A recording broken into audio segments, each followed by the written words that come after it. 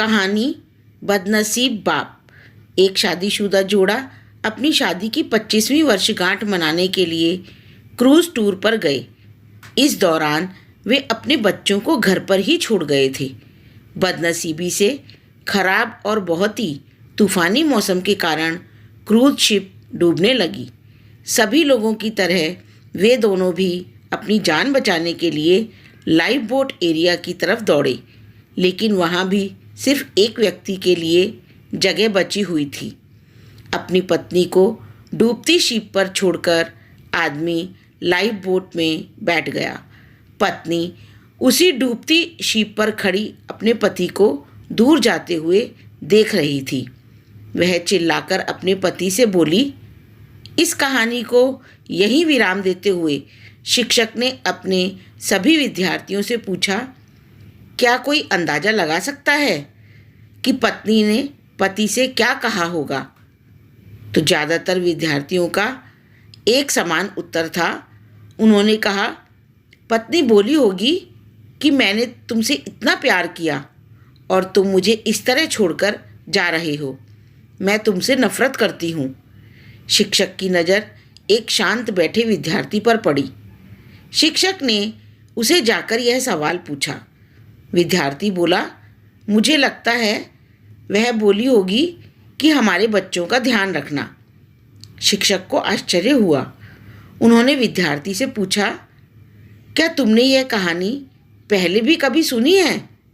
विद्यार्थी ने सिर हिलाया और बोला, नहीं, लेकिन बीमारी की वजह से दम तोड़ते हुए मेरी माँ ने यही शब्द आखिर में मेरे पिता से कहे थे। शिक्षक ने उस विद्यार्थी को सही जवाब देने के लिए शाबाशी दी। कहानी को आगे बढ़ाते हुए शिक्षक ने कहा, क्रूज़ शिप डूब गई और साथ में पत्नी भी।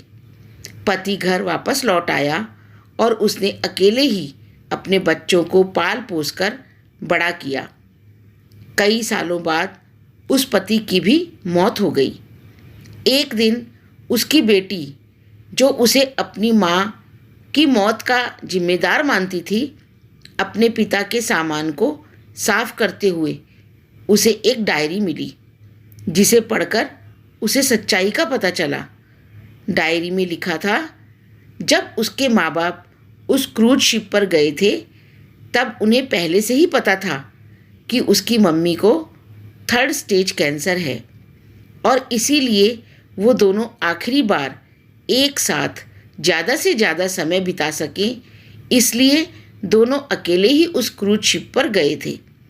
जब उस शिप पर वह मनहूस समय आया, तब उसके पिता ने उस अकेली बची लाइफ बोट की जगह में बैठने से मना कर दिया था।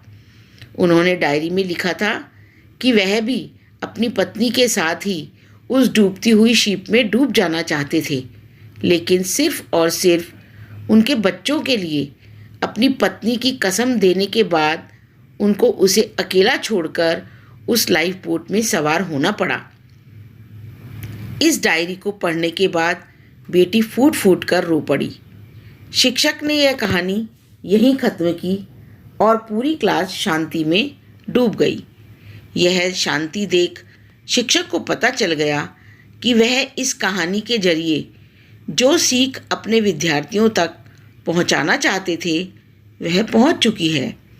इस दुनिया में अच्छे और बुरे हर तरह के लोग हैं, लेकिन कभी कभी परिस्थितियां ऐसी विकट हो जाती हैं कि आप बुरे या अच्छे का फैसला ही नहीं कर पाते।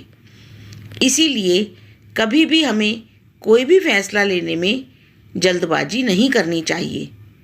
सिर्फ बाहरी चीज़ों को जान लेने से किया गया फैसला कभी भी सही नहीं हो सकता। बिना किसी जांच पड़ताल के और बिना दूसरों को पॉइंट ऑफ व्यू समझे फैसला करना छोड़ दीजिए। वह जो होटल में आपके खाने का बिल भरते हैं, वह इसलिए नहीं क्योंकि उन्हें अपने पैसों का घमंड है, बल्कि इसलिए कि वह आपको पैसों से ज़्यादा अहमियत देते हैं।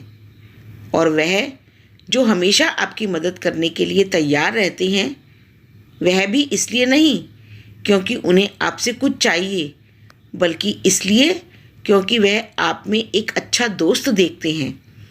वह जो आपको हमेशा मैसेजेस करते हैं इसलिए नहीं क्योंकि उनके पास करने के लिए कुछ और नहीं है, बल्कि इसलिए क्योंकि वह आपको बहुत याद करते हैं।